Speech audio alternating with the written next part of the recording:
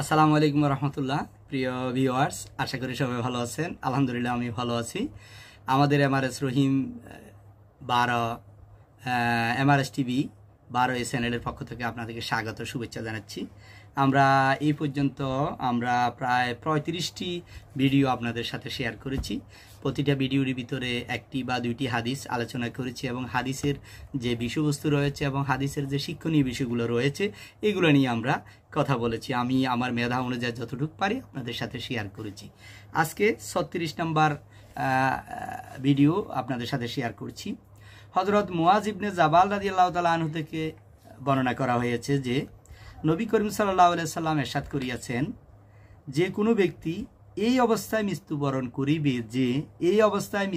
করিবে যে খাঁটি অন্তরে এই কথা সাক্ষ্য দেয় যে আল্লাহ তাআলা ছাড়া কোনো মাবুদ নাই। যে খাঁটি নিয়তে বিশ্বাসের সহিত সাক্ষ্য দেয় যে আল্লাহ ছাড়া কোনো মাবুদ নাই এবং আল্লাহ তাআলার রাসূল আল্লাহ তাআলা অবশ্যই তাহাকে ক্ষমা করিয়া দিবেন।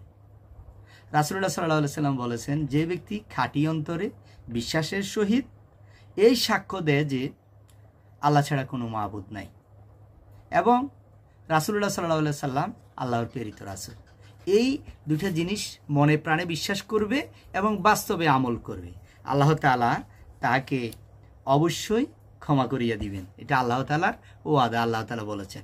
এটা রাসূলুল্লাহ সাল্লাল্লাহু আলাইহি সাল্লাম আমাদের এই হাদিসটি বর্ণনা করেছেন। হাদিসটি এসেছে আহমদ কিতাবে, হাদিসটি বর্ণনা করা হয়েছে।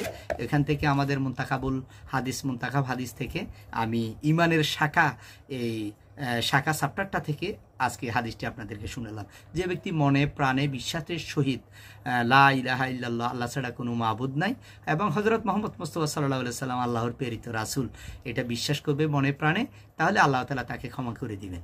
তো মনে প্রাণে বিশ্বাস করার অর্থটা এটা হচ্ছে, আল্লাহ তাআলা যে হুকুম হাকামগুলো আমাদেরকে দিয়েছেন, যেগুলো নিষেধ করেছেন এগুলো আমরা করব না, যেগুলো করার জন্য নির্দেশ দিয়েছেন এগুলো করব, আর রাসূল সাল্লাল্লাহু আলাইহি সাল্লামের সুন্নত আমরা আমল করব।